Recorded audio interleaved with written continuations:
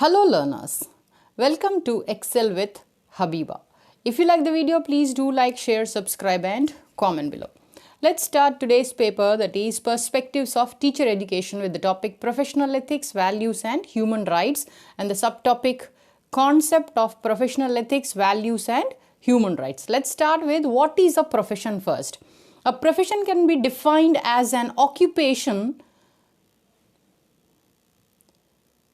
which requires some specialized study and training, and the purpose of which is generally to provide skilled service and guidance in lieu of a definite fee or remuneration. Job is simply any job we can do.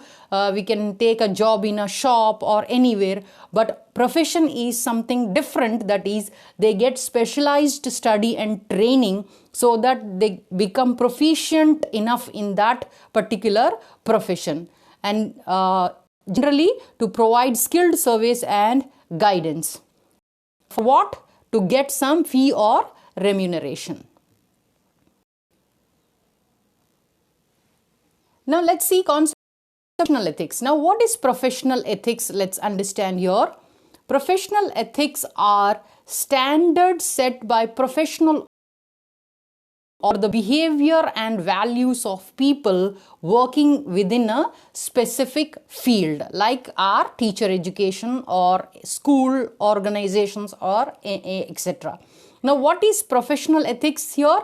The set of guiding principles of what is right and wrong at our workplace, followed by us, can be said to be professional ethics. Now, concept of values. Values define how we treat others in any association. The effect of good values lasts lifelong in dealing with the difficult or unfortunate or adverse situations that come along the way of life. Values will be very important for any person to lead a good ethical life. Now, values are individual beliefs that motivate people to act one way or another. They serve as guide for human behavior. Generally, people are predisposed to adopt the values that they are raised with. Obviously, values we get inherited from our ancestors, parents, grandparents and all. People also tend to believe that those values are right because they are the values of their particular culture. Now, what are human values? Basic human values refer to those values which are at the core of being human. The values which are considered basic inherent values in humans include truth, very important, we have to remember, honesty, loyalty, love, peace, etc. because they bring out the fundamental goodness of human beings and society at large. Now, how are values related to ethics? Values can be called as subsets of ethics, a wider subject. Values are the backbone of any ethical code. Values are the ones which reflect a person or group's upbringing, mentality, his goals, etc. These factors influence the formation of societies, communities, or organizations and their ethical sets. Now, let's see the concept of human rights here. Human rights are rights inherent to all human beings regardless of, we have to remember this very, very important things, that is race, sex, nationality, ethnicity, language, religion or any other status. Now, human rights include the right to life and liberty, freedom from slavery and torture, freedom of opinion and expression, the right to work and education, and many more. Now, objectives of human rights education. Human rights education aims to do the following: enhance the knowledge and understanding of human rights, foster attitudes of tolerance, respect, solidarity, and responsibility, develop awareness of how human rights can be translated into social and political reality, develop skills for protecting human rights. Now, the following provisions in Constitution safeguard human rights. Equality before the law. Article 14.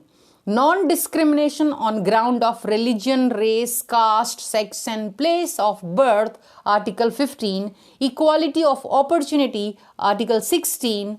Now, freedom of speech, expression, assembly, association, movement, residence, acquisition and disposition of property, practice of any profession, carrying out any occupation, trade or business. Article 19. Prohibition of traffic in human beings and forced labor, that is Article 23.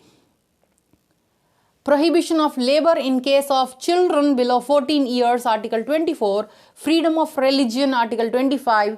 No provision for religious instruction in any educational institution wholly maintained out of state funds, Article 28. Conservation of language, scripts and culture, Article 29, Clause 1. Right of minorities to administer educational institutions, Article 30. State guarantee of social order, Article 38, Clause 1. Directive principles of state policy. Now, adequate means of livelihood, equal pay for equal work for both men and women, non-abusive of health of the worker, opportunity for children to develop in a healthy manner and in conditions of freedom and dignity, Article 39. Right to work, education and public assistance in specific cases, Article 41.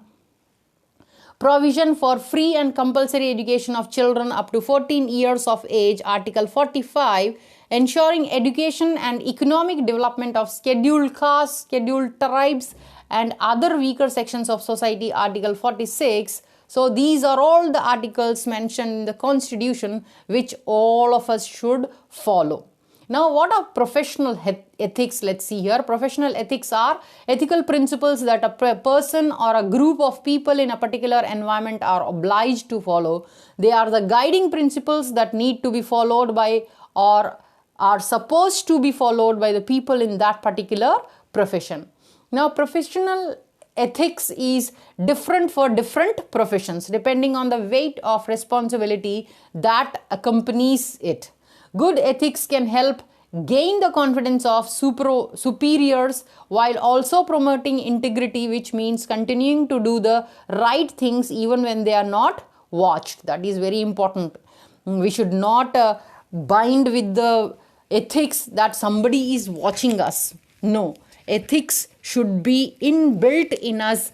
If somebody is watching us or not, we should follow the ethical principles. Professional ethics promotes equality, non-partiality and a collaborative mindset within a workplace environment. Maintaining ethical standards ensures that all people at the workplace are treated equally and respectfully and is a must for the prosperity of that school or organization as well as development of a person's personality. Now, good ethics will help maintain the honest image of the school or organization as well. It will help refrain from such activities that would discredit the profession and as a result, the institution as a whole. Hence, addition to ethics is to let conscience take the lead at all times. Now, need and importance of professional development here. Professional development of teachers is not an event, rather it is a continuous process. Why we need this professional development? Because professional development gives the person to reach their goals and also towards the progress. Teaching profession has changed a lot. We all of us know. In India, NC of 2005 has brought radical changes in teaching learning process. This has influenced role of teachers also. Even NC of 2009, it is for teacher education. Many changes have been seen. We will learn about all those in upcoming videos. Many such policy changes have influenced teachers' role. Now, need of professional development for teachers can be summarized under following points. expanding knowledge domain of subjects due to changing pedagogy, increasing involvement of media, focus of use of ICT, and enactment of policies and schemes meeting demands of society and nation. So that's all for today's class. I'll come up with detailed things in the next class. If you like the video, please do like, share, subscribe and comment below. Thanks for your attention and time. Happy learning.